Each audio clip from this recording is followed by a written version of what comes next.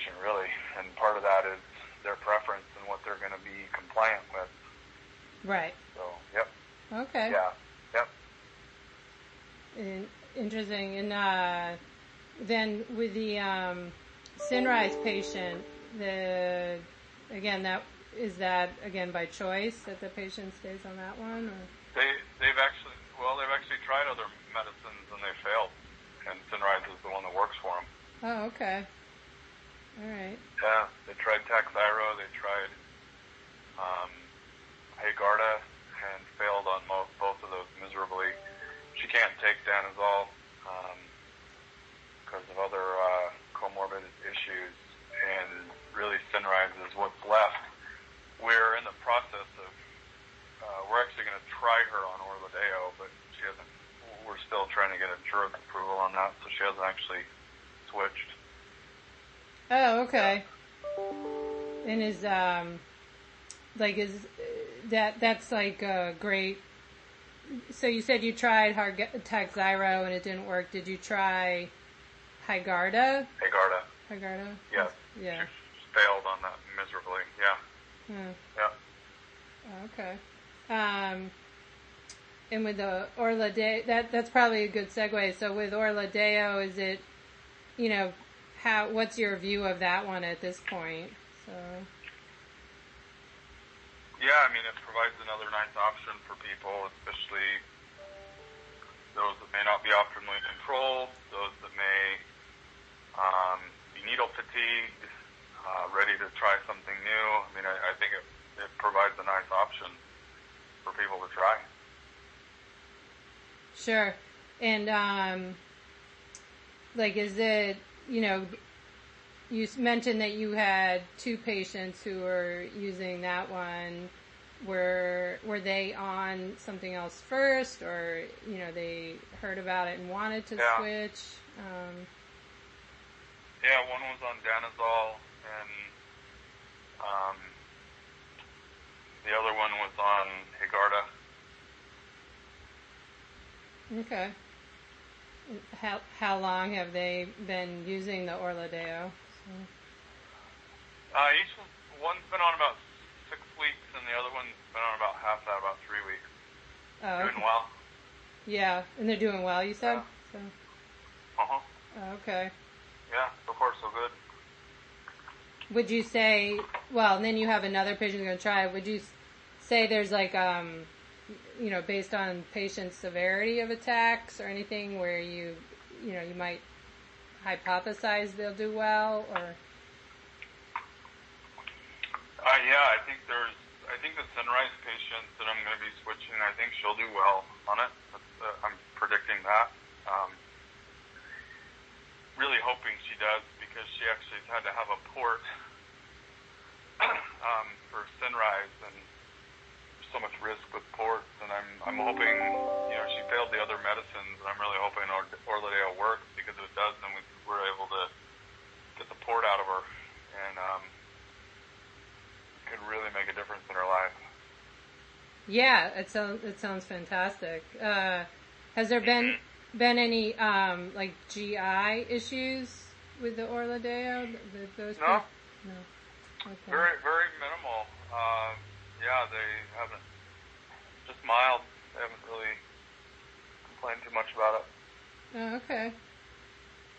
Yeah, that's great. And you mentioned insurance is it's a bit of a challenge with this most recent patient. How was the insurance with the other 2 patients? Yeah, the other 2 it went pretty smooth. I think BioChrist has done a nice job in kind of setting the stage, doing their homework, and working with insurers, and also having a nice program in place to where we can make easier transitions. So far it's actually overall been pretty well, nice, easy.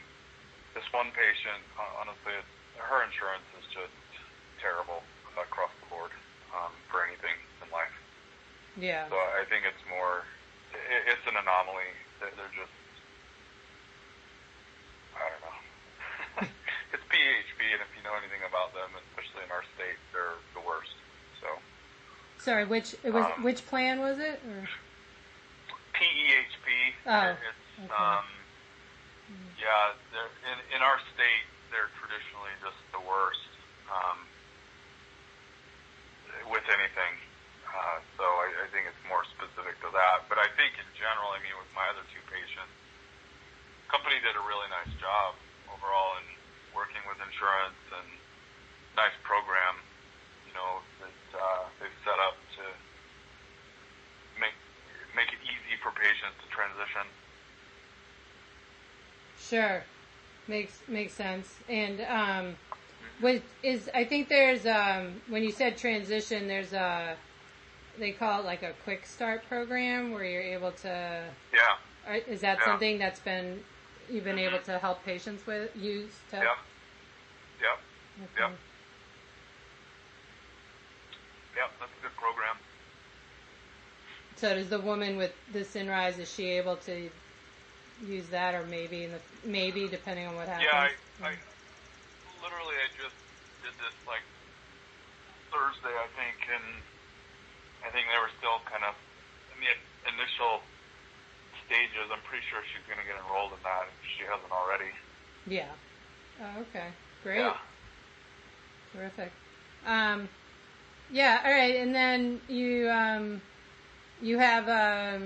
Hygarda and Takhzyro. One Hygarda, mostly Takhzyro. Yeah, we could just talk a little bit about comparing, contrasting those two subcutaneous options for patients. Yeah, I much prefer Takhzyro over Hygarda. The one that's on Hygarda was on Takhzyro. Then her insurance required her to go to Hygarda, so we actually had to stop it. And she went on Hygarda until she fails it. I just with Takhzyro, I mean, with most patients, you can do a 2 ml injection every 2 weeks, as opposed to many mLs, depending on their weight. You're probably anywhere from 5 to 25 mLs every few days. And that's a big difference for people, especially when you talk about needle fatigue and burden of treatments and things. So most patients, like I said, have really gravitated towards, in terms of subcutaneous options, really gravitated towards Takhzyro because of the 2 ml every 2 weeks. Like I said, the only reason this one is on Hygarda is because of insurance. So. Okay. And less side effects too. Yeah. The Takhzyro has less side effects. Yeah. Do you find it's equally efficacious for the patient who had to switch back? So far it has been, yeah. Okay. And with the Takhzyro, did you have patients that switched from, that it's been a migration from Hygarda to Takhzyro? So in our particular state, and I don't know if this is unique to us, but Hygarda, the insurance and the rollout was really cumbersome. I just kind of spoken about how BioCryst handled things with Orladeyo. It was almost the opposite of that with Hygarda, and so it was very difficult for us in our geographic location to get people on Hygarda. And shortly thereafter, a lot of people were like, we're just going to wait for Takhzyro because they knew it was close to approval.